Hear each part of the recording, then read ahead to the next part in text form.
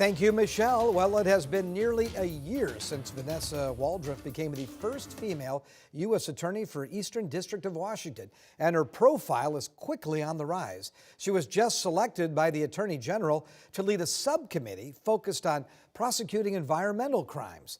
KREM 2's Mark Hanrahan sat down with her this week to talk about her new role and the work that she's already doing. This is a place where I brought my environmental law students. When Vanessa Waldref was an adjunct professor at Gonzaga, this is where she'd bring her students to show them how federal law like the Clean Air Act impacts the environment.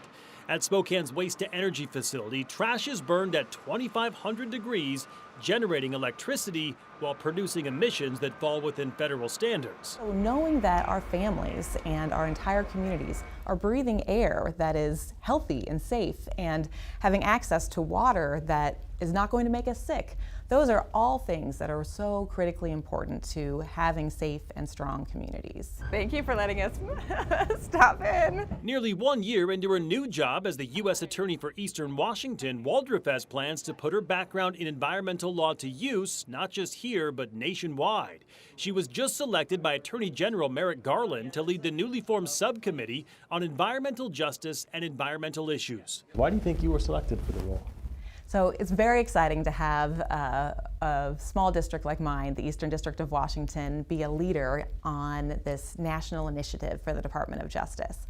And I think I was selected because of my background in environmental work. She'll work with more than 90 U.S. attorneys' offices across the country to identify and prosecute environmental crimes. Think pollution control, federal housing issues like asbestos, and fraud. We see this sometimes in Hanford, where we have these federal funds that are dedicated to cleaning up our waste and nuclear facilities, and they're being stolen or defrauded by individuals who are not using federal funds in the way that's lawful. Waldref says the subcommittee will also work with the USDA and the FDA to make sure the medicine we take and the food we eat is safe and in line with federal law. In fact, just today, her office announced the felony indictment of a Sunnyside woman and her company for violating food safety laws, among other things. That indictment alleges that fruit juice concentrate that Valley Processing Inc. made was unsafe for human consumption, stored in uncovered concrete vats for years. Testing revealed it was contaminated with animal feces, mold, and the decaying remains of animals.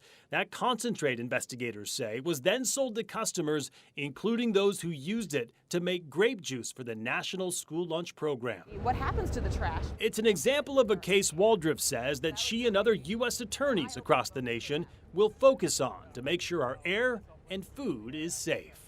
And we do that to make sure that the food we're eating is safe and that the children that are getting free and reduced cost lunches are having access to that healthy, nutritious, safe foods.